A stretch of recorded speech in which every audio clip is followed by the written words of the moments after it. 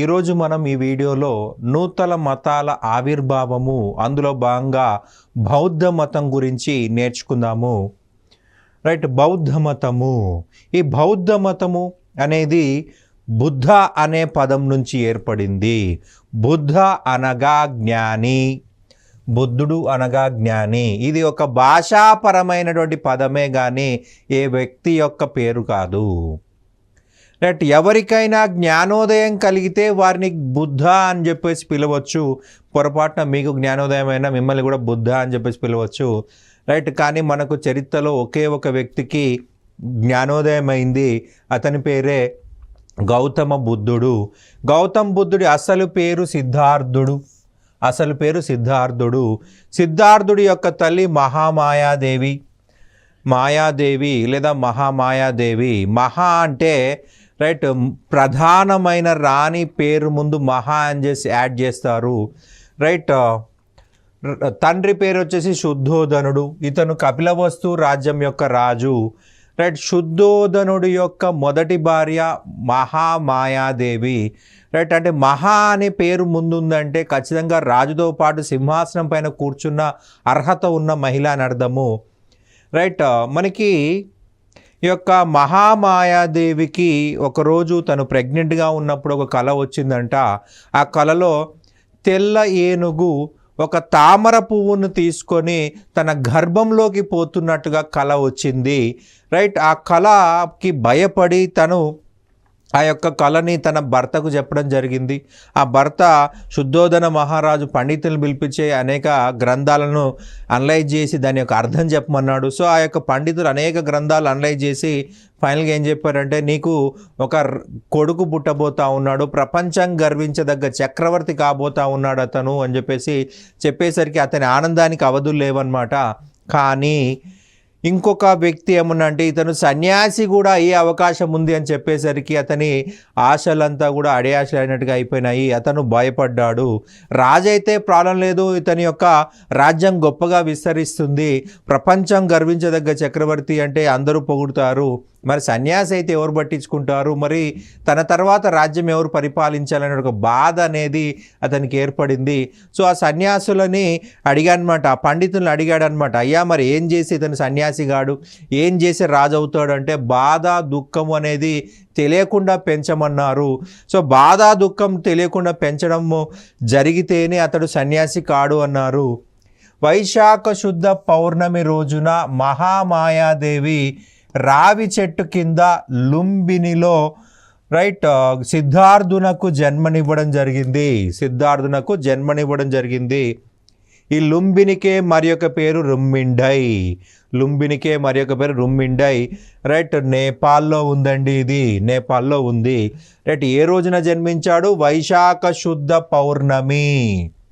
గౌతమ బుద్ధుడు వైశాఖ శుద్ధ పౌర్ణమి రోజున రావి చెట్టు కింద లుంబినిలో జన్మించడం జరిగింది.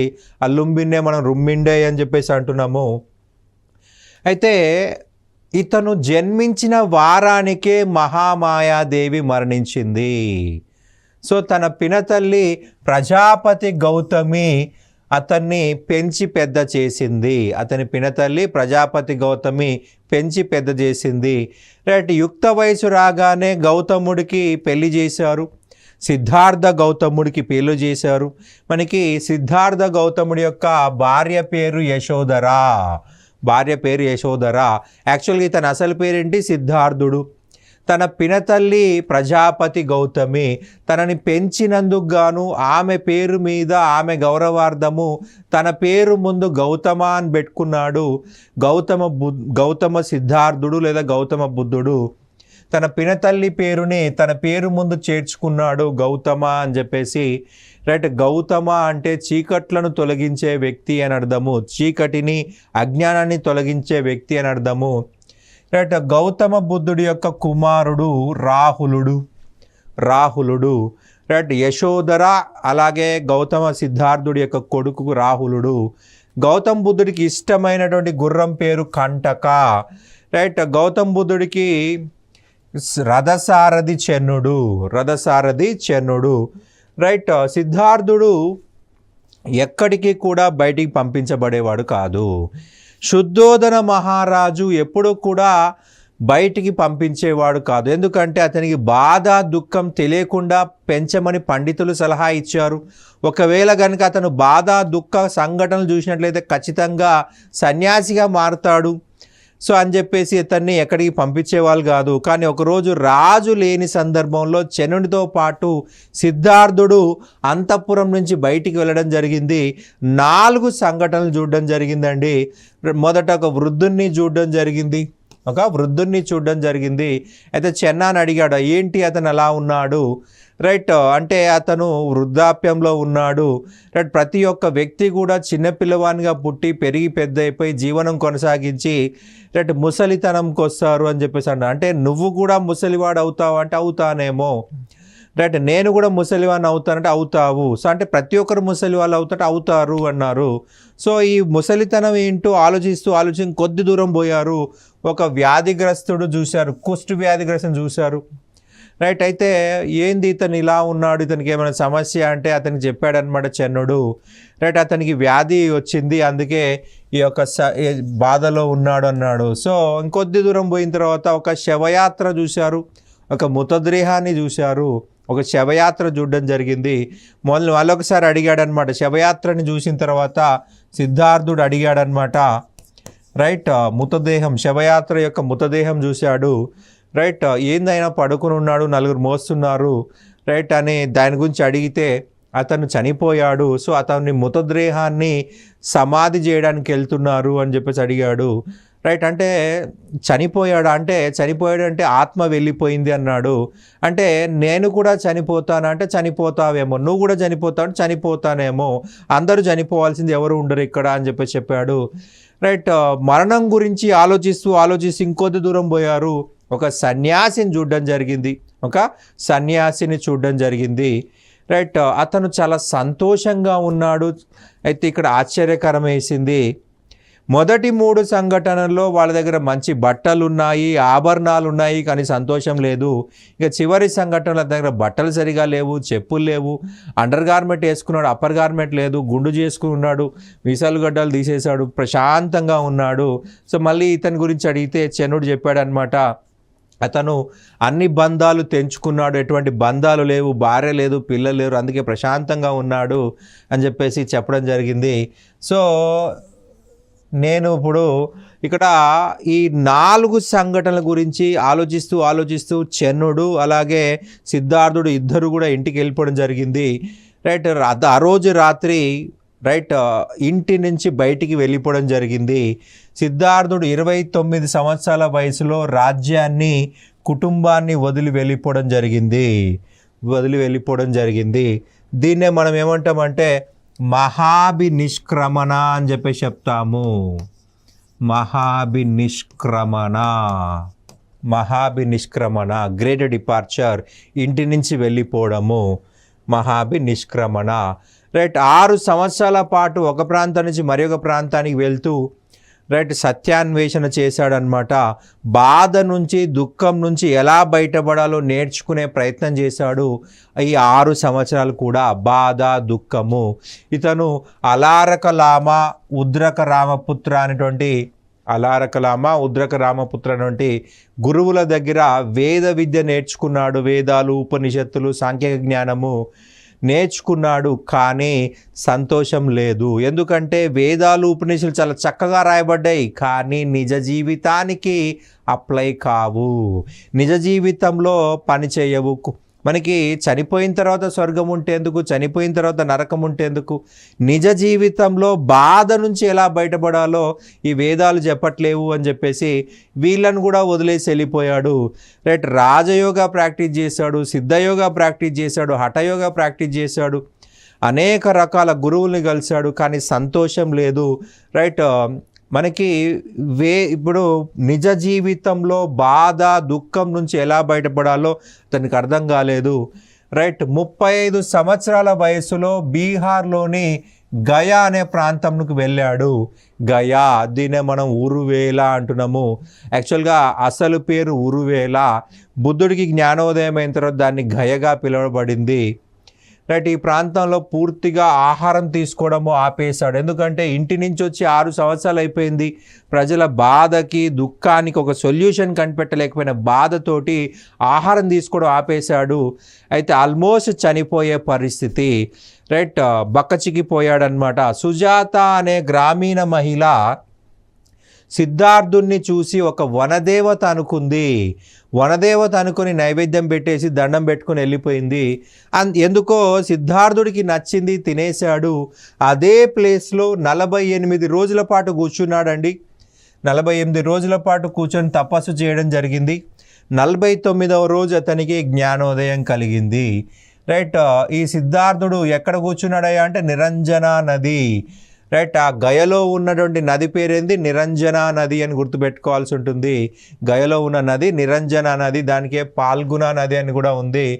రైట్. రావి వృక్షం కింద 48 రోజుల పాటు తపస్సు చేశాడు. రైట్. వైశాఖ శుద్ధ పౌర్ణమి రోజున గౌతముడికి జ్ఞానోదయం కలిగింది. సో ఆ రోజు నుంచి సిద్ధార్థుణ్ణి గౌతమ బుద్ధ అని చెప్పేసి పిలవడం జరిగింది. వైశాఖ శుద్ధ పౌర్ణమి రోజున గౌతముడికి జ్ఞానోదయం కలిగింది. సో ఆ రోజు నుంచి గౌతమ బుద్ధుడు అని చెప్పి పిలుస్తున్నాము. మనం పుట్టింది ఏ రోజు చెప్పుకున్నామండి? వైశాఖ శుద్ధ పౌర్ణమి. రైట్. జ్ఞానోదయం అయింది కూడా వైశాఖ శుద్ధ పౌర్ణమి. ఎన్ని సంవత్సరాల వయసులో? 35 సంవత్సరాల వయసులో, 35 ఇయర్స్ ఏజ్లో రైట్ జ్ఞానోదయం కలిగిందనమాట. రైట్. ఈ సంఘటన జరిగిన తర్వాత నుండి సిద్ధార్థుడు బుద్ధుడిగాను, గయ బుద్ధగయగాను, రావి చెట్టును బ్రోధి వృక్షంగాను పిలువబడుతూ ఉంది. రైట్. తపస్సు సమయంలో భగ్నం కలిగించడానికి ప్రయత్నించిన మహిళ మర. రైట్. ఈ 49 రోజుల పాటు తపస్సు చేశాడు కదా, ఆ యొక్క తపస్సుకి ఇబ్బంది పెట్టినటువంటి మహిళ మర. కానీ గౌతమ్ బుద్ధుడు ఎటువంటి చెల్లించలేదన్నమాట. మనకి గౌతమ్ బుద్ధుడి శిల్పాలు పరిశీలించినట్లయితే భూమి స్పర్శ ముద్ర ఉన్నటువంటి శిల్పం అనేది రైట్ గౌతమ్ బుద్ధుడికి సంబంధించింది. ఆ భూమి స్పర్శ ముద్ర రైట్ తన యొక్క చాస్టిటీకి, శీలానికి భూమే సాక్ష్యము అని చెప్పేసి ఈ మరకి వ్యతిరేకంగా మనకి ఆ యొక్క శిల్పం చెక్కబడింది. రైట్. ఎప్పుడైతే సిద్ధార్థుడు గౌతమ్ బుద్ధుడు అయ్యాడు, అతను కొన్ని బిరుదులు రావడం జరిగింది. శాక్యముని. ఇతని వంశం పేరేంటండి? శాక్య వంశం కాబట్టి శాక్యముని అన్నారు. అంగీరసుడు, తథాగతుడు, ఇవి అతని యొక్క ముఖ్యమైన బిరుదులు. బుద్ధుణ్ణి ఆసియా జ్యోతి అని అన్నది ఎడ్విన్ ఆర్నాల్డ్ రాసిన గ్రంథము ఆసియా జ్యోతి, లైట్ ఆఫ్ ఏషియా. బుద్ధుణ్ణి ప్రపంచ జ్యోతి అన్నది రైస్ డేవిడ్ అనే వ్యక్తి బుద్ధుణ్ణి ప్రపంచ జ్యోతి అన్నాడు. రైట్. మనకి గ్రీకుల దండయాత్రల గురించి, భారతదేశం పైన గ్రీకులు దండయాత్ర చేసిన తర్వాత భారతదేశంలో వాళ్ళు గౌతమ్ బుద్ధుని గురించి తెలుసుకున్నారు. ఆ యొక్క అంశాలను అలెగ్జాండర్ భారతదేశంపై దండయాత్ర చేశాడు. సో వాళ్ళు వెనక్కి వెళ్ళిన తర్వాత కొంతమంది గౌతమ్ బుద్ధుడి గురించి సమాచారము క్లిమెంట్ అనే వ్యక్తికి చెప్పడం జరిగింది. ఈ క్లిమెంట్ అనే వ్యక్తి తన గ్రంథంలో గౌతమ బుద్ధుడి గురించి రాయడం జరిగింది. రైట్. గౌతమ్ బుద్ధుడి గురించి రాసిన మొదటి విదేశీయుడు క్లెమెంట్. ఇతను ఎలా తెలుసుకోగలిగాడు అంటే అలెగ్జాండర్ దండయాత్రలతో మనకి కొంతమంది గ్రీకులు వెళ్ళారు ఇండియాకి. సో వాళ్ళు రిటర్న్ అయిన తర్వాత వాళ్ళు కొంతమంది డిస్కషన్స్లో గౌతమ్ బుద్ధుని గురించి క్లిమెంట్ తెలుసుకున్నాడు. సో ప్రపంచానికి పరిచయం చేసిన వ్యక్తి క్లిమెంట్ అని గుర్తుపెట్టుకోవాలి. తన గ్రంథంలో గౌతమ్ బుద్ధుడి గురించి కూడా రాశాడు. రైట్. జ్ఞానోదయం అయిన తర్వాత గయ నుండి సారానాథ్కు తన 5 శిష్యులతో వెళ్ళడం జరిగింది. తను తెలుసుకున్న జ్ఞానాన్ని మొదటిసారిగా సారానాథ్లో జింకల వనంలో తన 5 శిష్యులకు బోధించాడు. రైట్. మనకి గౌతమ బుద్ధుడి యొక్క తొలి ఉపన్యాసమునే ధర్మచక్ర పరివర్తన అని అంటాము. రైట్. ఇక్కడ అష్టాంగ సూత్రాలను, ఆర్య సత్యాలను వివరించడం జరిగింది.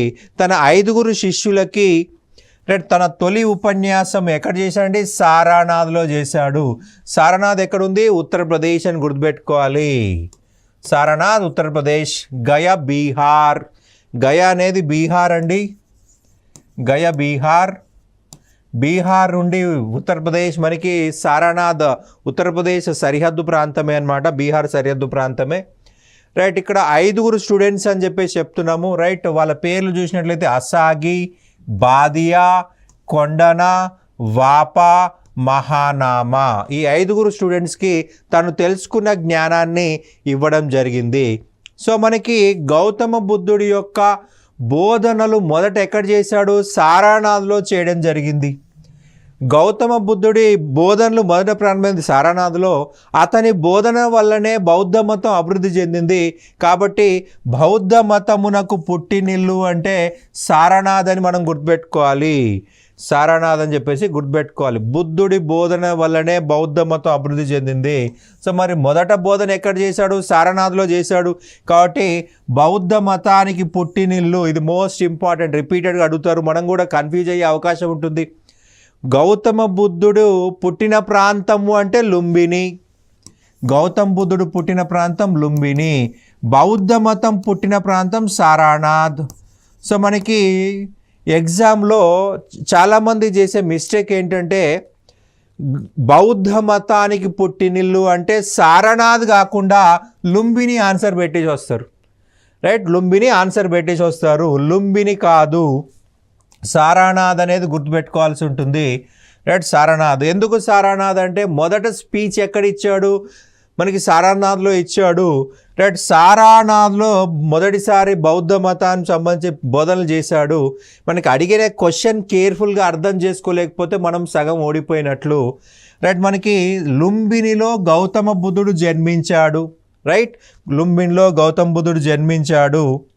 రైట్, కానీ మనకి ఇక్కడ అడిగిన క్వశ్చన్ చూడాల్సి ఉంటుంది. ప్రధానంగా క్వశ్చన్ పుట్టిన ప్రాంతం అడగట్లేదు, బౌద్ధ మతానికి పుట్టినిల్లు అన్నప్పుడు సారానాథ్ అనేది మనం గుర్తుపెట్టుకోవాలి. సారానాథ్లో బౌద్ధ మతం పుట్టింది, గౌతమ బుద్ధుడు పుట్టింది లుంబిని. చిన్న క్లారిటీ మిస్ అయితే మనకు ఒక మార్క్ మిస్ అవుతుంది. గౌతమ బుద్ధుడు లుంబినిలో జన్మించాడు, బౌద్ధ మతము సారనాథ్లో జన్మించింది, అతని బోధన వల్ల ఏర్పడింది. గౌతమ బుద్ధుడు తను తెలుసుకున్న జ్ఞానాన్ని తన మరణించే వరకు ప్రజలకి బోధించడం జరిగింది. రైట్, మనకి బౌద్ధ మతంలో సంఘ అంటే మఠము, బౌద్ధ మతంలోని మఠాలు. బౌద్ధ సంఘంలో చేరిన తొలి మహిళ ప్రజాపతి గౌతమి. తన పినతల్లే మొట్టమొదటి మహిళగా చెప్పాలి. గౌతమ బుద్ధుడు లేదా గౌతమ సిద్ధార్థుడు రైట్ కపిలవస్తుకి వెళ్ళడం జరిగిందండి. కపిలవస్తుకి వెళ్తే అక్కడ ప్రజాపతి గౌతమి బౌద్ధ సంఘంలో చేరింది. రైట్, బౌద్ధ సంఘము రైట్ సన్యాసులు ఉండేటువంటి ప్రాంతమే బౌద్ధ సంఘం అంటాము. ప్రియ శిష్యుడు ఆనందుడు. రైట్, మహాపరినిర్వాణము. బుద్ధుడు తన 80వ ఏట క్రీస్తు పూర్వం 483లో కుశీనగరానికి వెళ్ళడం జరిగింది. ఈ ప్రాంతంలో చండాలుడు చెడిపోయిన పంది మాంసమును బుద్ధునికి ఇవ్వడం జరిగింది. ఇక్కడ ఆ మాంసం తిని అజీర్తి సమస్యతో వైశాఖ శుద్ధ పౌర్ణమి రోజున రావి చెట్టు కింద మహాపరినిర్వాణము లేదా మరణం చెందాడు. ఇక్కడ ప్రధానంగా చూడండి, ఒక చెడిపోయిన పంది మాంసం తిన్నాడు అంటున్నాము. రైట్, ఎందుకు తిన్నాడు? మనకి గౌతమ బుద్ధుడికి అక్కడ తెలుసు అది చెడిపోయింది అని చెప్పేసి. రైట్, చెడిపోయిన పంది మాంసాన్ని ఎందుకు తిన్నాడు అంటే అక్కడ ఇచ్చింది ఎవరు? చండాలుడు మనము మలివేద కాలంలో చెప్పుకున్నాము. బ్రాహ్మణ తల్లికి శూద్ర పురుషుడికి పుట్టినవాడు చండాలుడు, అంటరానివాడు. ఒక అంటరానివాడు ఇచ్చిన మాంసాన్ని వ్యతిరేకించాడు అంటే అర్థము అంటరానితనాన్ని పెంచి పోషించినట్లు అవుతుంది. అంటరానితనాన్ని పెంచి పోషించినట్లు అవుతుంది కాబట్టి గౌతమ బుద్ధుడు దాన్ని నిరాకరించలేకపోయాడు. ఇక్కడ చండాలుడు అంటే అంటరానివాడు ఇచ్చినటువంటి మాంసము అది చెడిపోయిందని గౌతమ బుద్ధుడికి తెలుసు. కానీ తెలిసి ఎందుకు తిన్నాడు అంటే ఒకవేళ అది రిజెక్ట్ చేస్తే అది చెడిపోయిందయ్యా అని చెప్తే చండాలుడు అంటరానివాడు కాబట్టి ఫుడ్ రిజెక్ట్ చేశాడంటారని ఒక అపవాదు వస్తుంది. ఆ అపవాదు నుంచి బయటపడడం కోసం తనకు తానుగా రైట్ సాక్రిఫైస్ చేసుకున్నాడు అనమాట. ఈ మాంసం తిని అజీర్తి సమస్యతో వైశాఖ శుద్ధ పౌర్ణమి రోజున రావి చెట్టు కింద మహాపరినిర్వాణం చెందాడు. రైట్, మనకి ప్రధానంగా చూసినట్లయితే పుట్టింది ఎప్పుడండి? వైశాఖ శుద్ధ పౌర్ణమి. వైశాఖ శుద్ధ పౌర్ణమి.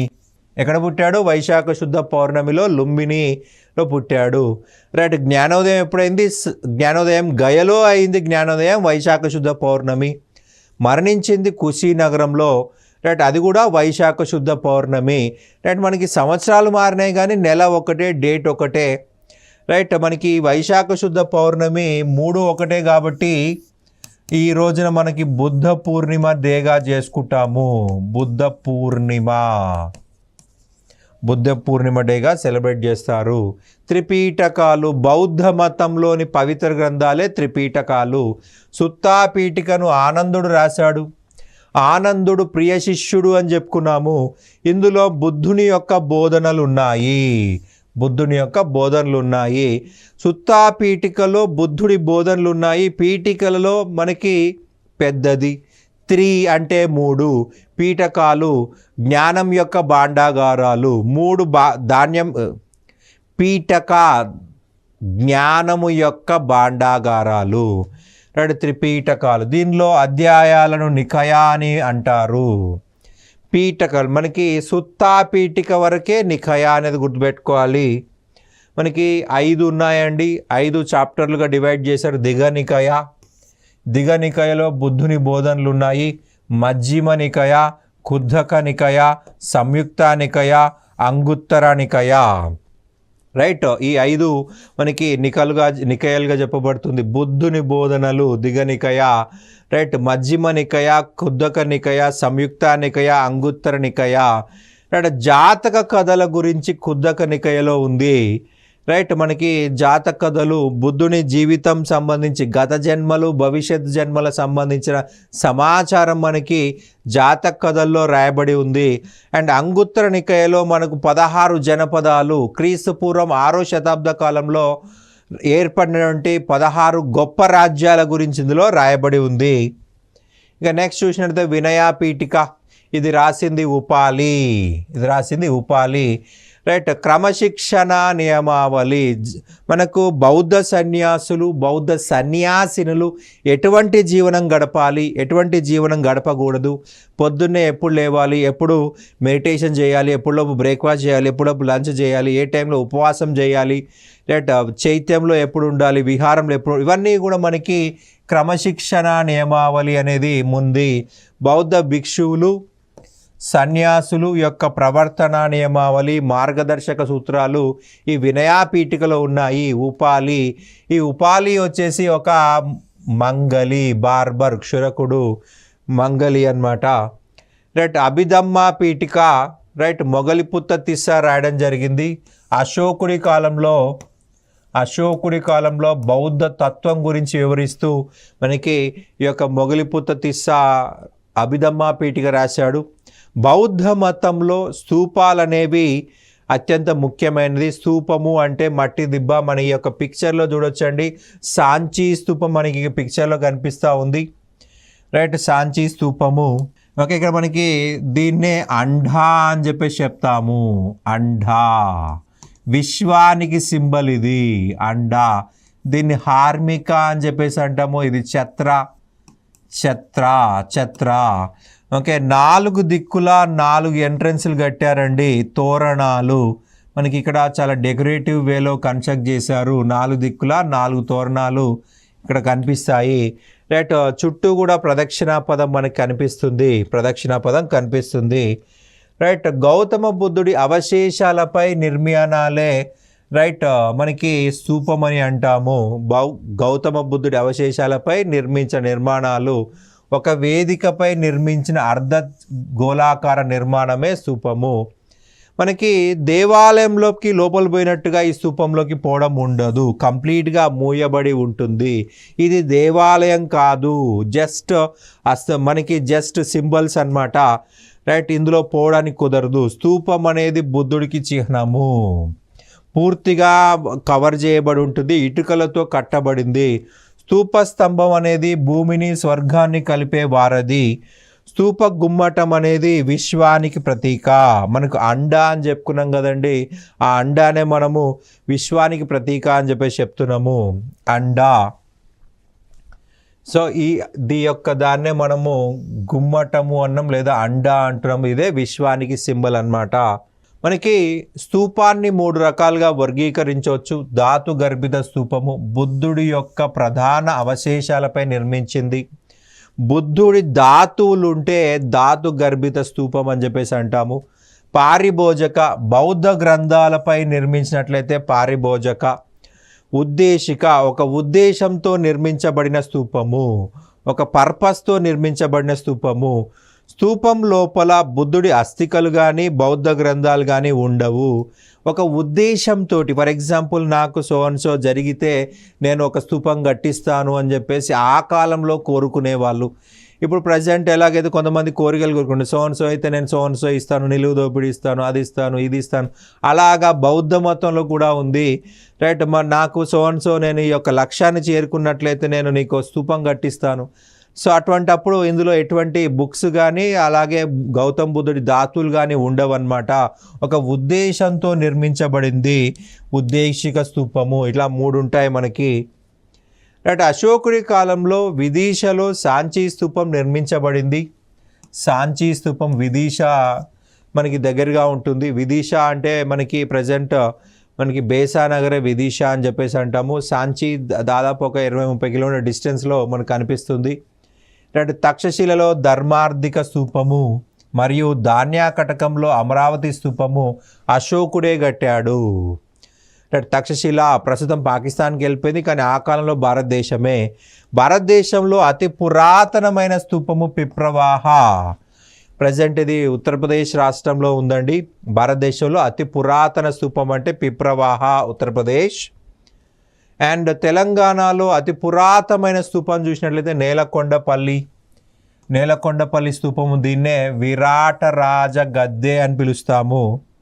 విరాటరాజ గద్దె అని చెప్పేసి పిలువబడతా ఉంది స్థానికంగా. నేలకొండపల్లి స్తూపాన్నే విరాటరాజ గద్దె అని చెప్పేసి పిలవడం జరిగింది. భారతదేశంలో అతిపెద్ద స్తూపము సాంచీ స్తూపము, మధ్యప్రదేశ్. తెలంగాణలో అతిపెద్ద స్తూపము నాగార్జునకొండ. ఈ స్తూపంలో బుద్ధుడి శిష్యుడైన ఉపాలి గురించి కలదు. ఉపాలి ఒక మంగలి. రైట్, మనకి బుద్ధుడు అందరికీ సమప్రాధాన్యత ఇచ్చాడు. కుల పట్టింపులు ఏమీ ఇవ్వలేదు. కుల పట్టింపులు అనేవి ఏమీ లేవన్నమాట. అందరూ సమానమే. ఒకసారి రాజకుమారులు వచ్చారు. వాళ్ళకంటే ముందు ఒక ఉపాలి అనే మంగలి వచ్చాడు. అక్కడ రాజకుమారులు వచ్చారని చెప్పి వాళ్ళకి మొదట బౌద్ధ మతం ఇవ్వలేదు, ఈ ఉపాలికి ఇచ్చాడు. అందరూ సమానమే, అందరూ సన్యాసులు కావడానికి వచ్చిన వాళ్ళు, ఎవరు ఎక్కువ కాదు ఎవరు తక్కువ కాదు. ఇక నెక్స్ట్ చూసినట్లయితే చైత్యాలు బౌద్ధ మతస్థుల యొక్క ప్రార్థనా మందిరాలే చైత్యాలు లేదా దేవాలయాలు. రైట్, బౌద్ధ మతస్థుల దేవాలయాలు లేదా ప్రార్థనా మందిరాలు చైత్యాలు. విహారాలు బౌద్ధ సన్యాసుల యొక్క విశ్రాంతి మందిరాలు. రైట్, రాత్రిపూట పడుకోవడం కోసం నిర్మించబడిందే విహారాలు. నాసిక్ విహారము, కార్లే విహారము. రైట్, ఇక ఆరామాలు. ఒకే ప్రాంతంలో స్తూపము, చైత్యము, విహారము ఉన్నట్లయితే దాన్ని ఆరామం అని అంటాము. ఒకే దగ్గర స్తూపం ఉండాలి, చైత్యం ఉండాలి, విహారం ఉండాలి. బెస్ట్ ఎగ్జాంపుల్ అంటే నలంద ఆరామం బీహార్, నాగార్జునకొండ ఆరామం గుంటూరు. రైట్, ఇవి మనకు ముఖ్యమైన ఆరామాలు. ఒకే దగ్గర స్తూపం ఉండాలి, చైత్యం ఉండాలి, విహారం ఉండాల్సి ఉంటుంది. రైట్, మనకి మధ్యే మార్గము. గౌతమ బుద్ధుడి బోధనలో అతి ముఖ్యమైనది మధ్యే మార్గము. అమితమైన ఆనందానికి అమితమైన దుఃఖానికి లోను కాకుండానే మధ్య మార్గం ఉండాలి అని సూచిస్తాడు గౌతమ బుద్ధుడు. డబ్బులు ఉన్నాయని విపరీతంగా సంతోషపడకూడదు. రైట్, డబ్బులు లేవని పిసినారిగా బతకూడదు, మధ్య మార్గం ఉండాలి అంటాడు. రైట్, ప్రార్థనల ద్వారా బలుల ద్వారా మోక్షం పొందలేము. రైట్, ప్రార్థనల ద్వారా బలుల ద్వారా మోక్షం పొందలేము. గౌతమ బుద్ధుడు కొన్ని అంశాల గురించి మాట్లాడలేదు. దేవుడు దేవుడి గురించి మౌనం వహించాడు. దేవుడి గురించి మౌనం వహించాడు. గౌతమ్ బుద్ధుడు ఆత్మ గురించి చెప్పలేదు, మోక్షం గురించి మాట్లాడలేదు, దేవుడి గురించి మాట్లాడలేదు, ఆత్మ గురించి మాట్లాడలేదు, మోక్షం గురించి మాట్లాడలేడు. రైట్, దేవుడి గురించి మాట్లాడలేదు కాబట్టి ఇతన్ని ఏమని పిలిచారంటే ఆగ్నేయవాది. ఆగ్నేయవాది. దేవుడు ఉన్నాడు అని చెప్పలేదు, దేవుడు లేడని కూడా చెప్పలేదు. రైట్, దేవుడి విషయంలో మౌనం వహించాడు. ఎవరైనా దేవుడి గురించి చర్చ జరుపుతూ అక్కడి నుంచి వెళ్ళిపోయేవాడు. ఆత్మ, మోక్షము, పునర్జన్మ వీటన్నిటి గురించి మాట్లాడలేదు. ఎందుకు మాట్లాడలేదంటే ఈ యొక్క అంశాలని వాటిని ప్రూవ్ చేయడం అసాధ్యము. దేవుడు ఉన్నాడని ప్రూవ్ చేయలేం, లేడని ప్రూవ్ చేయలేము. ఆత్మ ఉందని చెప్పలేం, లేదని చెప్పలేం. మోక్షం ఉందని చెప్పలేం, లేదు. వాటికి పర్ఫెక్ట్ డెఫినేషన్స్ ఇవ్వడానికి ఇటువంటి మిషన్స్ కానీ ఏమీ కానీ లేవన్నమాట. అందుకే బుద్ధుడు సైలెంట్ అయిపోయాడు. బుద్ధుని గత జన్మలకు సంబంధించిందే జాతక కథలు. బుద్ధుని మరియు బోధిసత్వుల జన్మలకు సంబంధించిన కథలు సుత్తాపీఠికలోని కుద్దకనికయలో వివరించబడ్డాయి. తొలి బౌద్ధ సాహిత్యం అంతా కూడా పాలీ భాషలో రాయబడింది. రైట్, మనకి జాతక కథల ప్రకారం బుద్ధుడు 551 సార్లు జన్మించాడు. వీటిని 1600 నుంచి 1610 మధ్యలో క్రితము రాశారు. ఉదాహరణ కీసా గౌతమి కథ. Right, this is Buddhism. Right, ఇది మనకి ఎగ్జామ్ పాయింట్ ఆఫ్ లో చాలా ఇంపార్టెంట్. Thank you.